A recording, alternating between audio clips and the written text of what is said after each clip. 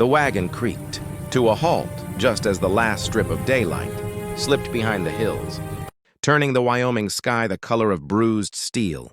Clara Whitmore tightened her shawl with shaking fingers, her boots already soaked through from the long ride. She stepped down slowly, careful not to stumble, though her legs trembled from fear more than cold. This was it. The address she had memorized, the name she had whispered like a prayer during sleepless nights. Ethan Cole, rancher. The house stood dark and solid, its windows like closed eyes, the barn looming behind it like a silent judge. Clara swallowed hard and walked to the door, her heart pounding loud enough to feel in her ears. She knocked once, then again.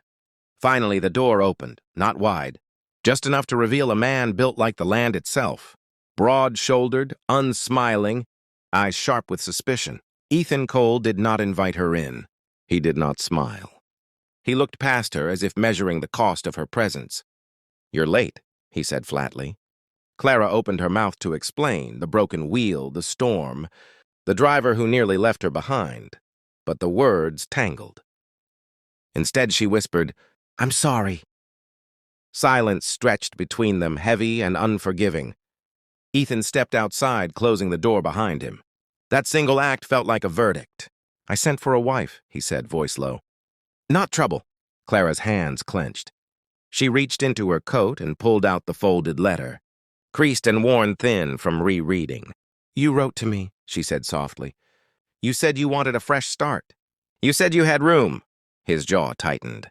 "I changed my mind." The words hit harder than the cold wind. Clara's breath caught, but she refused to cry. "Not here, not again." "I can sleep in the barn," she said quickly, desperation bleeding into her voice. "Just until morning. I won't be in your way." The barn door rattled in the wind, its dark mouth open like a threat. Ethan looked at it, then back at her. For a moment, something flickered in his eyes.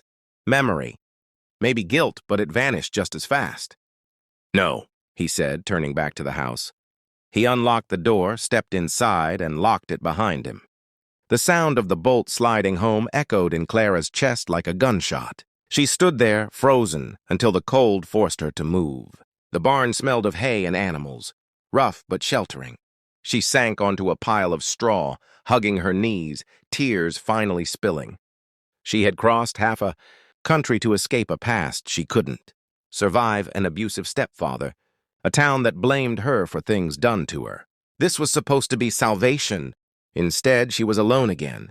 Above her, the rafters groaned as the wind howled.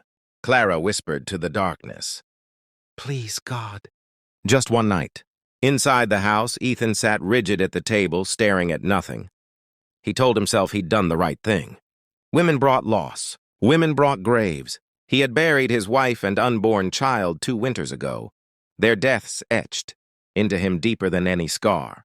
He had ordered the mail-order bride out of loneliness, then panicked when she actually arrived, real, breathing, vulnerable.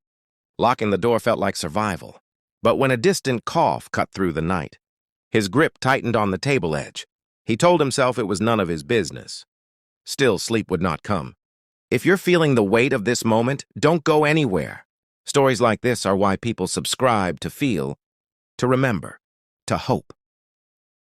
The storm rolled in just before dawn. Rain lashed the barn roof, turning straw into soggy mats. Clara's cough worsened, each breath scraping her chest. She tried to stand and nearly collapsed. Fever burned through her veins, blurring her thoughts. She thought of her mother, long gone, used to say, "Hold on, child. Morning always comes." But morning felt far away. When the barn door finally burst open, Clara barely noticed. She thought it was the wind, until strong arms lifted her from the ground. Ethan carried her without a word, rain soaking them both as he crossed the yard. He kicked the house door open and laid her on the bed, the warmth shocking her system. Clara stirred, murmuring apologies even in delirium. Ethan stood back, hands shaking.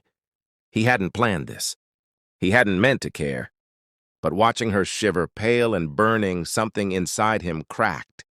He brewed coffee he didn't drink, heated water he barely noticed scalding his hands. When she woke hours later, sunlight spilling across the quilt, she flinched, unsure where she was. "You're inside," she whispered. Ethan nodded once. You were sick. She struggled to sit up, panic flashing. I'll go. I didn't mean— Stay, he said sharply. Then softer. Please. The word surprised them both. Over the next days, an uneasy truce formed. Clara cooked quietly, cleaned gently, never assuming.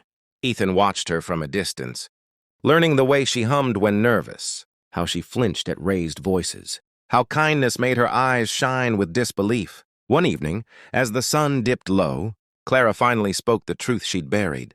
She told him why she ran, why she answered his letter, why sleeping in a barn felt safer than going back.